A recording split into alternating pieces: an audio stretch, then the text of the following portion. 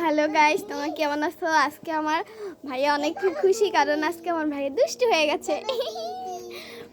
তোমাকে ভিডিও করতেছি না, আমি কথা বলতেছি। হ্যাঁ, আমি কথা বলতেছি, দেখবা? হ্যাঁ।